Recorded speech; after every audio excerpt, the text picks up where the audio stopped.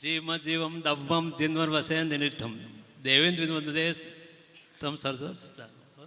बोला आदिनाथ भगवान की, चलो महावीर भगवान की, बोला शांतिनाथ भगवान की, बोला आचार्य श्री आदि सागर जी महाराज जी की, आचार्य श्री महावीर जी महाराज की, आचार्य श्री विमल सागर जी महाराज की, तपस सम्राट सन्मत सागर जी महाराज की, आचार्य गुरु जी सुनील सागर जी महाराज की.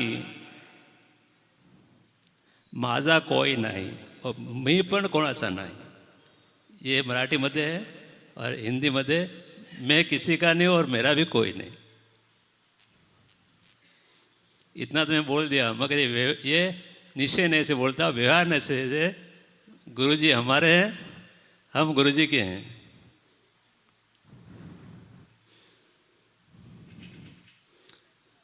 गुरुजी ने हमारे को एक चीज़ सिखाई है, व्ययावर्ती करना. बोला सब साधु के व्ययावर्ती करो.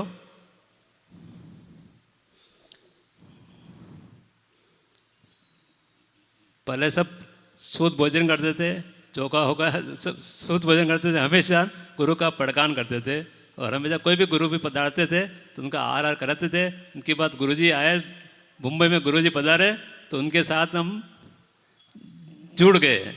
जुड़ने के बाद इतने जुड़े, इनकी गुरुजी का इतना प्रभाव, इतना इनके सामने नहीं जाते, उनके लंबे से दर्शन करते हैं तो उनकी आभा मंडल इतना तेज, लंबे से इतना नज़दीक जाने की ताकत नहीं होती थी.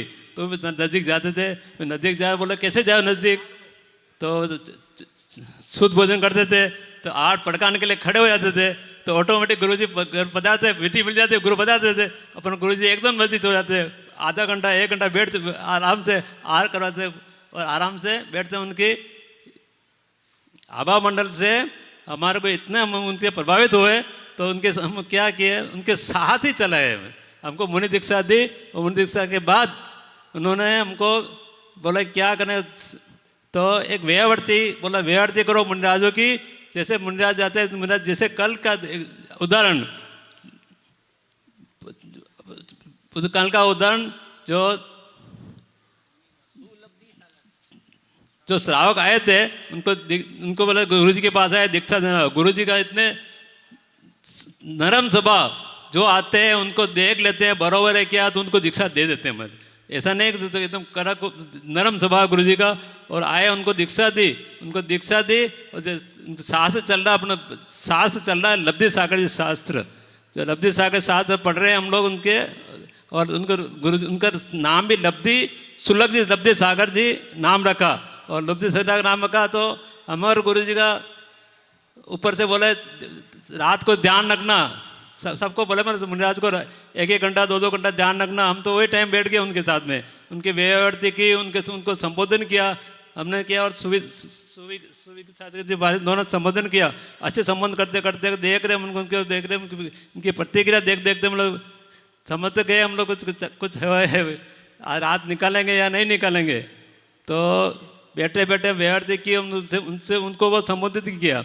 संबोधित करने के बाद तो समझ तो गए भाई उनके, तो मतलब गुरु जी के पास जाए बोलने के लिए. मतलब तो देखिए बरोबर तो सांस चल रही थी, उनकी सांस चल रही थी. फिर गुरु जी के पास गए. गुरु जी के पास देखो आप गुरु जी, तो गुरु जी ने आए बाद में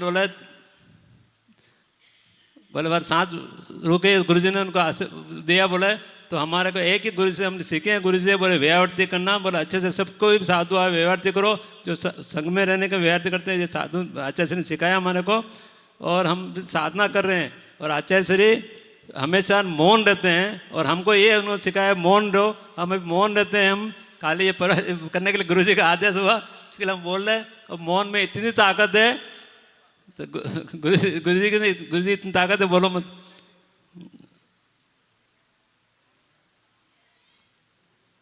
और तो गुरु जी के बारे में क्या, हमको दीक्षा दे के हम इनके महान ऋणी हैं. 34 टोप पे, हाँ ये बता. नमस्कार सर, हमको दीक्षा लेने का था. दीक्षा हमको भाव होते हैं किधर जाओ, कौन से मुनि सब देख रहे थे, मतलब कौन से आचार्य जी के पास जावे. अब कितने मुंडा आचार्य को देखा, मतलब कुछ समझ में नहीं आ रहा किससे जावे. मुझे दीक्षा लेना है, दीक्षा कोई गलत देंगे, कोई दिलान देंगे तो और किस मुंडाज को जाएंगे. तुमको देखा आचार्य श्री पधारे थे तो हम देख रहे गुरु जी अपने फिट हो रहे पूरे। तो गिरनार जी गए, गिरनार जी पे चौका लगाया था, पहले टोंक पे चौका लगाया, हार बनाया, एक मुनिराज पधारे, 3-4 माता जी पधारे, सबको हार कराया पहले टोंक पे।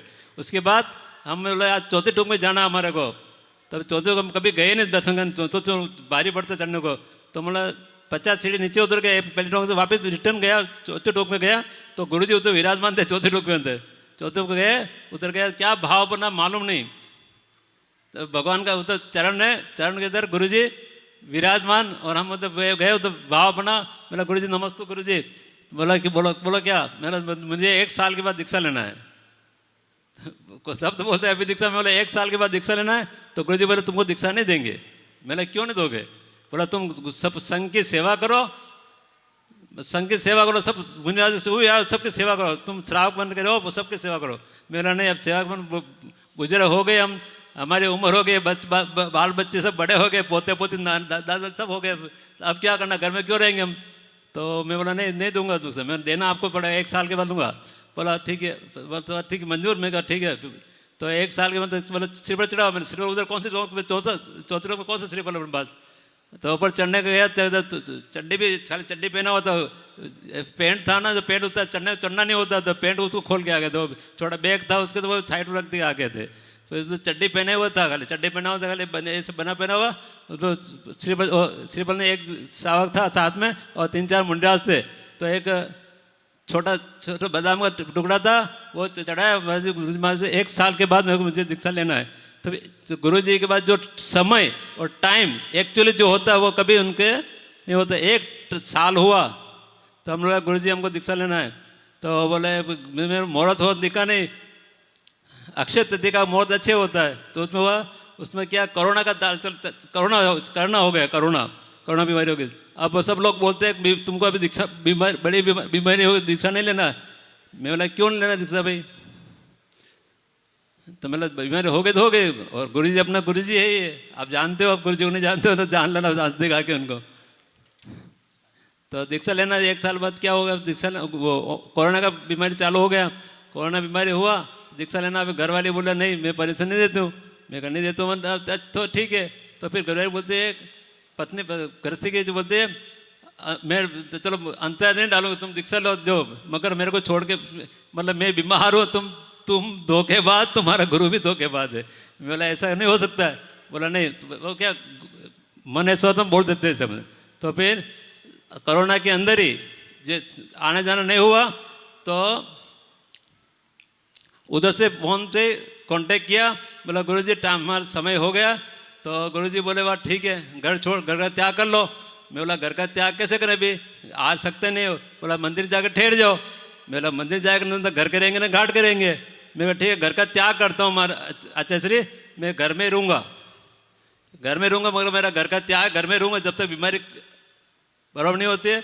जैसे बीमारी अच्छी हुई, तो बीमारी मतलब आना जाना चालू हुआ, तो हम सीधा गुरु जी बोल दिया दीक्षा लेना है मुझे, ठीक है। सबको मतलब गोद भरे हो सब कर लिए, उसको सबको घर गोद भरे करके सबको टाटा बाबे करके निकल गया घर से, और सीधा आया गुरु जी के पास।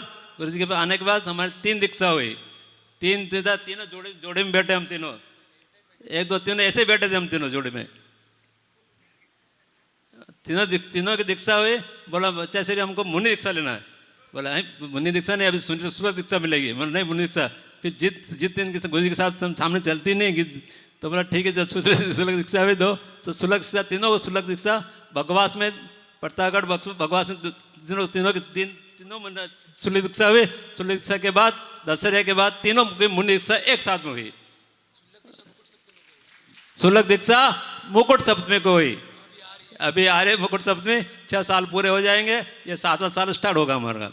और हम गुरु जी के चरणों में साधना कर रहे हैं, साधनरत हैं अच्छे से। गुरु जी का हमको किसी को कोई तकलीफ नहीं, आराम से साधना करें, अपने अपने ध्यान मस्त में। कौन क्या करता है, मतलब सबसे पहले यही बोला मैं किसी का नहीं हूँ, मैं किसी का नहीं और मेरा कोई नहीं, ये शब्द मैं बोला हूँ। और उनके गुरु जी के चरणों में मेरी समाधि अच्छी हो, और बहुत अच्छी होगी, इतना मेरे को बहुत विश्वास है।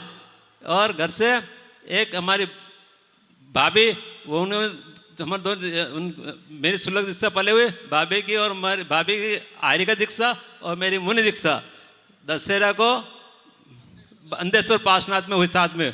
और आर्यिका संप्रेक्षमती माता नाम है उनका, उनकी समाधि हो गई अजमेर के अंदर।